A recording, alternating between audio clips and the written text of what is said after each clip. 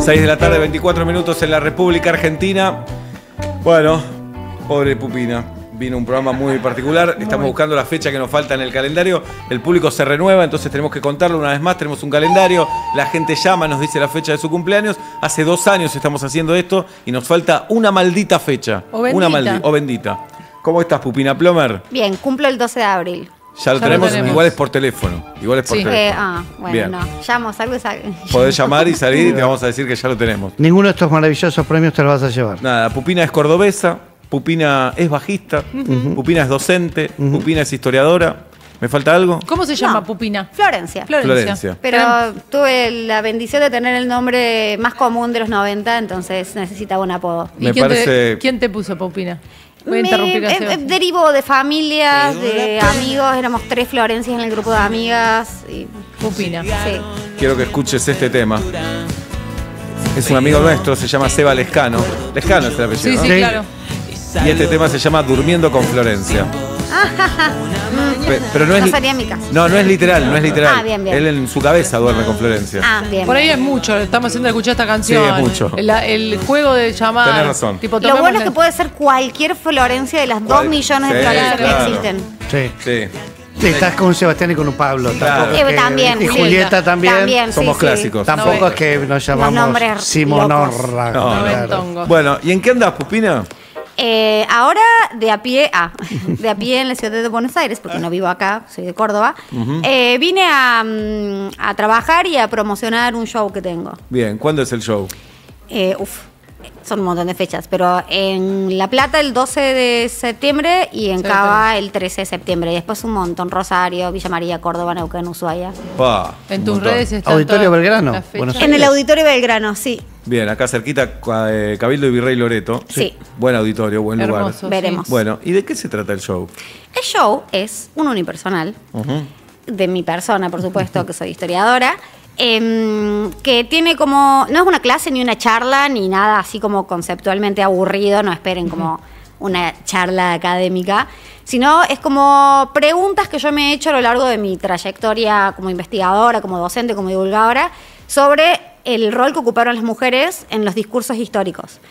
Como por qué, no voy a recuperar grandes mujeres de la historia como se suele hacer, porque al final eso es reducir toda nuestra historia a casos excepcionales Claro. o exitosos que no reflejan la mayoría. Entonces es esto, hacerme un poco de preguntas de por qué a veces elegimos esto, representar a mujeres a partir de casos exitosos, quiénes quedan atrás, de qué nos sirve hoy recuperar nuestra historia como mujeres, qué herramientas nos da. Todo eso a partir de un arco tipo unipersonal, con humor, por supuesto, una parte muy solemne también, que la gente llora, y después humor de vuelta, como para hacer ahí unos picos. Bien, ¿y cómo fue que llegaste a escribir todo esto? ¿Por qué se te ocurrió? No, por mucha presión de mi productor, que es mi amigo, que se llama Franco Esrur, que hace un montón me venía diciendo, vos tenés que hacer algo presencial, y yo como, no, ¿quién va a pagar una entrada para verme? Y me insistió durante un año y dije, bueno, pero algo chico porque no va a ir nadie. Ibas a hacer una sala de 1000 personas, 1000 y pico. Y es el 4.º show en Cava. Pa. Sí, hay que ver si se llena. Sí, Espero que sí. se va a llenar. Si no, bueno, se intentó. Bueno, y él me insistió y empezamos con shows chiquitos en Córdoba, que los llenamos, acá en Cava los agotamos en los 3 días y ahí fue como, bueno, capaz. Entonces, no lloré, dale. Pará, y es impensado, ¿no? Si te vas para atrás en el tiempo, decís, yo Ni pedo. ibas a ser historiadora y todo esto lo que pasó es impensado. No, jamás me lo imaginé. O sea, hasta la pandemia, digamos, yo ni siquiera trabajaba en nada que no sea la docencia. O sea, con la pandemia empecé a trabajar en Filo News acá en Buenos Aires, antes de la pandemia. Empecé a hacer mis cosas. Y después como, bueno, capaz que, bueno, hago videitos en Instagram y hay que divertir. Y después fue como, bueno, pará. Es un laburito. Es un laburo. Sí, ahora ya casi no doy clases. Tengo un solo curso nomás. ¿Y extrañás eso o no? ¿La docencia? Sí, sinceramente. Sinceramente, extraño mucho la cercanía con mis estudiantes. No extraño nada el sueldo y las Claro. condiciones de trabajo. Ajá. Qué mal, pero bueno, sos sincera. No, sí, es que sí. Sos sincera. Sí. Pero, y también nos lleva un gran desgaste que ahora no lo tenés. Me imagino que una docente o un docente, yo siempre me imagino llegándolos sin voz y golpeados.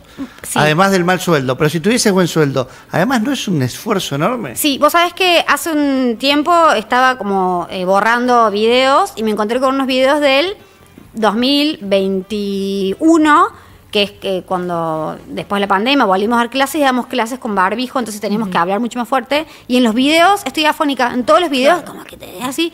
Es como, claro, esas cuerdas vocales de dar clase en esa época con el barbijo y después grabar y trabajar hablando, fue como... Tengo hiatus, aparte por la docencia desarrollé hiatus como la mayoría de los docentes, y lo noto un montón en el tono de voz. ¿Sos cantante también o no? No. ¿No cantás? ¿Nunca te interesó? No. No digo, como es bajista, tal vez. Hacía coros, pero Hacías coros. viste que los coros son medio que... Hay que saber hacer coros. ¿La que podés, pegarle. sí, Sí, ¿la podés sí, arruinar o no? Sí, cantaba mucho mejor también. Tengo tuve una banda en la que grabamos un disco y yo hacía los coros y en algunos temas cantaba y yo entonces escucho. sí cantás. Bueno, pero no soy cantante. Okay. Y escucho eso y digo, esa no es mi voz, es otra persona. Mirá. Que la docencia y el cigarrillo en su momento hicieron. Ok. ¿Y te acordás cuál fue el video que hace un clic en tu carrera? Uno del Día de la Mujer. Ajá. Creo que sí, el Día de la Mujer. ¿De qué hablas exactamente? Del Día de la Mujer, del origen del Día de la Mujer. Ah, ok. Que fue como revelador, o sea, no es un descubrimiento mío, sino del equipo con el que hacíamos los contenidos en ese momento, que el relato del origen del Día de la Mujer que teníamos, que es el de la fábrica quemada y tal, es no es real, no pasó nunca se quemó esa fábrica, no se quemó en el año que dicen, sino que es como que se fue arrastrando un error a lo largo de la historia, porque a nadie le interesó descubrir el origen verdadero, y con el equipo que estábamos, como que dijimos, como que algo no cerraba, y nos metimos a la página de la ONU, y en la página de la ONU decía que el origen, que son los que crean el Día de la Mujer, era otra cosa. ¿Y cuál era? El logro de las mujeres rusas en 1917 que consiguieron el voto femenino. Mirá. ¿Y de dónde salió el de la fábrica? No se sabe. Para mí, como pasa siempre en la historia, se arrastra un error y si nadie lo indaga. Para mí alguien puso mal una fecha porque sí se quemó una fábrica en Nueva York, pero no fue un 8 de marzo. Y bueno, se fue arrastrando el error. ¿Quién? No, yo pensé que era Chicago. Bueno, yo pensaba que era Nueva York. Pero ¿y era en una protesta de mujeres o nada que ver? Hubo protestas de mujeres textiles a principios del siglo XX, que eran las trabajadoras textiles que reclamaban la hora de lactancia, condiciones laborales, ¿verdad? Sí hubo una fábrica que se quemó, pero fue, no me acuerdo, creo que fue febrero, ponele, no fue marzo, o sea, no fue un 8 de marzo, no fue en el año que dicen que se dice que fue en 1908 y fue esto tipo 1915, ponele, como que no coincidían las fechas. Y lo que sí pasó con lo del Día de la Mujer es que las mujeres rusas consiguieron el voto femenino, no un 8 de marzo, sino un 20 y pico de febrero, pero Rusia utilizaba otro calendario en ese momento. Tenía el calendario juliano, que es distinto al gregoriano, que esa fecha en nuestro calendario es el 8 de marzo. Mira, qué bárbaro. Sí. Y ese video tipo... Explotó. Y te voy a hacer una pregunta que no tenés por qué saber la respuesta. Bien. ¿Hay algún dato que diga de cuándo el ser humano empezó a festejar los cumpleaños? No. No. No lo sé. Digo, hoy que estamos con las fechas. Sí. No lo sé bueno. porque los calendarios, o sea, que todo el mundo tenga conocimientos del calendario es algo muy del siglo XX, te diría, moderno. Imagínate que el reloj, o sea, las personas tienen reloj individual hace 150 años. Claro. Imagínate, los calendarios eran más agrícolas o más, sí. Qué loco cuando se ordenó, ¿no? Cuando dijeron, Claro, bueno, sí. hoy es lunes, ya está, Claro. se terminó, Sí. son las 10. Sí. Sí, yo creo que esto es una suposición. El uso del calendario es siglo XX, fines del siglo XIX. Bien. No, porque después la duda, San Martín cuando cumplió 25, 30. No lo supo, calculaban. No, pero festejaban los cumpleaños, ¿cómo? Ni idea. No lo sé. Ajá. Y yo creo que las aristocracias sí tenían tal vez conocimiento. Claro. Pero no sé si era festejable. No sé quién nos dijo también que esta idea del festejo y del disfrute también es muy siglo XX. Es modernidad, Que antes es era... posguerra, te digo, inclusive. Claro. Cumpliste a lo sumo, cumpliste felicitaciones. Sobreviviste. Te casaste, felicitaciones, se acabó. Sí, es la felicidad, de esta cultura de la felicidad es inclusive después de la Segunda Guerra Mundial, o sea, ni siquiera es tan antiguo. Claro, no era una búsqueda. No era una búsqueda, claro. A mi abuela no le celebraban el cumpleaños, Claro. tiene 88 años. Mirá. Sí, nunca nos detenemos a pensar, seguramente a nuestros abuelos tampoco, cuando eran chicos por lo menos. ¿No? No, Ya seguro con que nosotros no. sí les hacíamos Claro. festejo. Y la torta, ponele, eso es yanqui, no es nuestro también, el soplo a las velas. El soplo a las velas creo que tiene que ver con algo de Medio Oriente, con una cultura del fuego, pero son todas cosas que aparecieron con la globalización. ¿Y cómo se viralizó, no? El cumpleaños Sin feliz, redes, sin sin redes. redes. Sí, sí, ¿No? ¿no? Y pelis, capaz. Claro.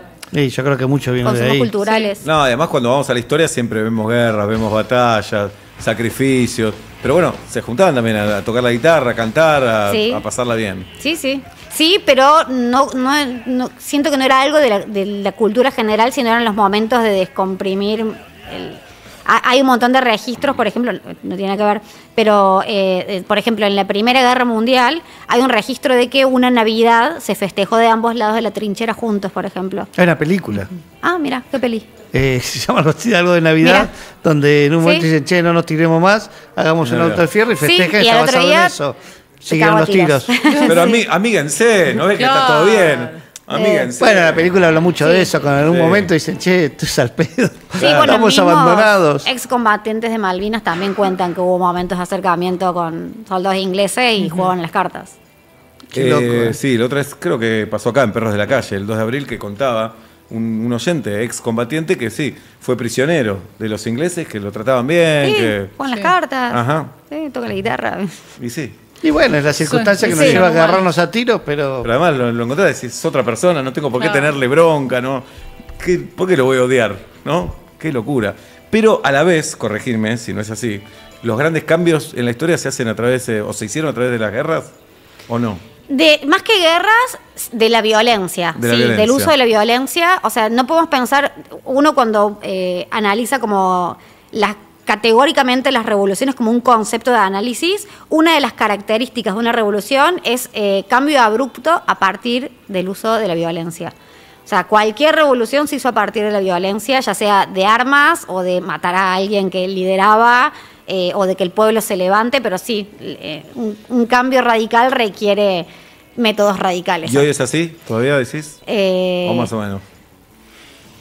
Y no sé, creo que no están tan aceptadas hoy esas herramientas, pero a veces, tal vez. ¿Y te intriga pensar en, no sé, en 100 años cómo van a estudiar la historia? Lo que Me entristece. Te entristece. Me entristece, pero sí. Pero va a ser muy distinto porque, digamos, van a tener mucho material, mucha información, Sí, ¿no? igual podemos hacer un análisis histórico del presente, o sea, podemos tener una perspectiva histórica sobre el presente que se hace, o sea, hay historiadores que están trabajando con perspectiva histórica del gobierno de Milei, digamos que se puede, pero sí la distancia obviamente da otros puntos de vista, ayuda, digamos, a ver procesos más generales y no, cuando haces historia reciente trabajas mucho con lo específico, cuando pasa un tiempo puedes ver como el arco del proceso y hacer una lectura como más compleja tal vez. Pero ahora que sería un registro de lo que está ocurriendo. No entiendo qué es estudiar históricamente con Mirada perspectiva. histórica, por ejemplo, a ver, yo no hago historia reciente, pero te tiro una, por ejemplo, ver cambios y continuidades entre el gobierno de el primer gobierno de Cristina y el fin de tirando una hipótesis que Sí. nadie trabaja porque no es seria, pero ver cambios y continuidades dentro de un mismo proceso democrático, por ejemplo. Entonces, estás analizando el presente, pero llevándolo al pasado, tomando elementos del pasado para compararlos con hoy. Entonces, eso es una lectura histórica.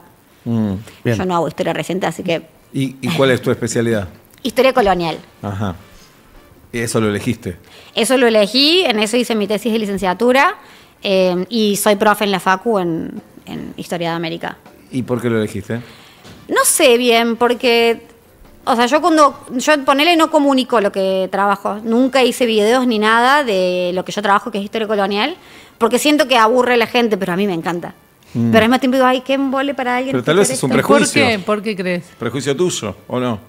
Es en parte un prejuicio y en otra parte a la gente solo le gusta la historia del siglo XIX en adelante, te digo 18, fin del 18 con suerte. No le importa lo que pasó antes a la gente.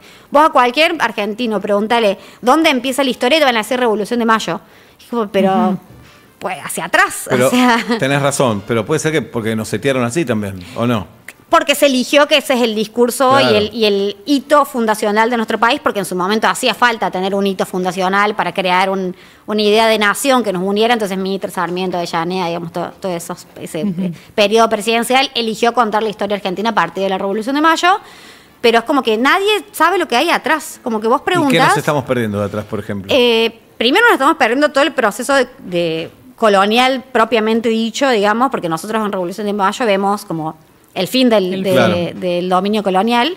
pero nos estamos perdiendo todo el proceso colonial, cosas que a mí me parecen interesantísimas como el periodo de ocupación jesuita, el proceso de conquista e invasión, que no es solamente de cuando llegan los españoles, sino que es, no sé, por ejemplo, los calchaquíes resistieron, no sé, casi, no me acuerdo exactamente, no quiero decir mal, pero casi 100 años al dominio español, y eso nadie lo sabe. 120 creo que eran, y nadie lo sabe, y una resistencia donde hubo se autonombró Inca, un español rubio, y los incas le dijeron que, los calchaquíes le dijeron que sí, una historia que es telenovela, pero como una historia, no importa la historia colonial, todo lo que es resistencia calchaquí queda como ahí. Bien, ¿y cómo se accede a toda esa información? Leyendo. Leyendo.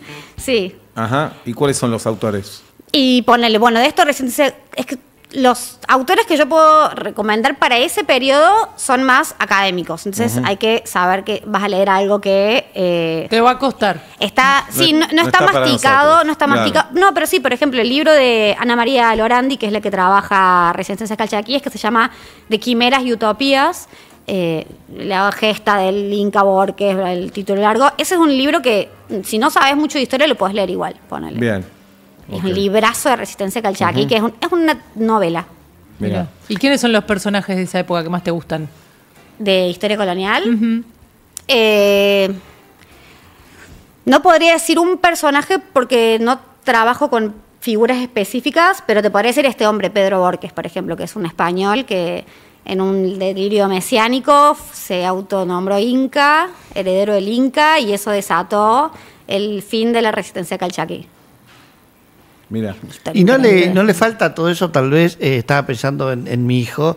Me parece que cuando vemos la historia estamos por un lado invadidos por cruzadas, caballeros, metal, cañones, espadas, y tenemos un problema de relato acá tal vez, digo para la primera fase, yo ya debería abandonar eso, pero me sigue pasando. Tenemos un problema de relato, de transformar eso en darle cierta épica para enamorarnos de chiquitos.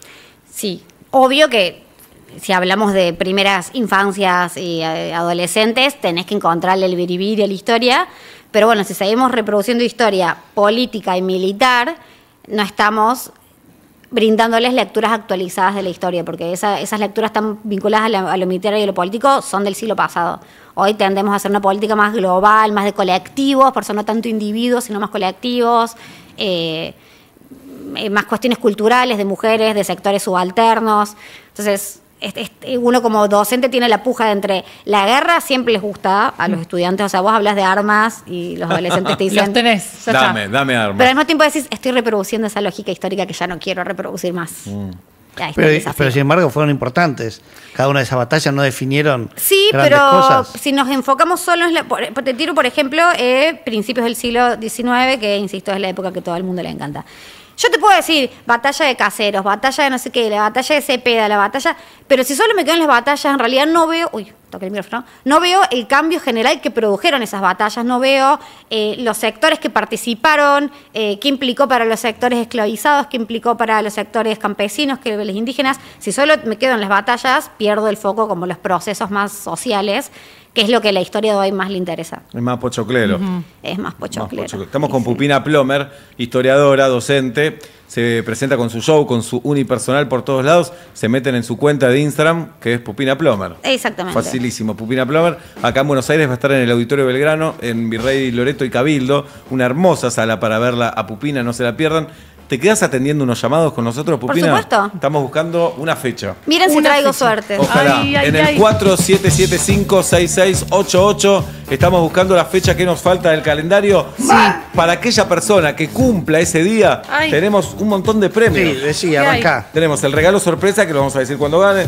Tenemos una tortilla, un choripán, una gorra que dice sos un capo Seba, 4 entradas para el cine, un saludo de Pablito González en Teis Sports, una herramienta de Oblap, una camiseta de Atlanta, 2 plateas para ver Atlanta, un taladro Lustov, una camisa de Talí, 4 entradas para la Messi Experience, un disco de Arado de Tromen, un look de Bolivia, 2 kilos de Volta, una camiseta de Arsenal, salir a la cancha con los jugadores de Arsenal Y quedarte. 4 plateas para ver al Arsenal. Epa.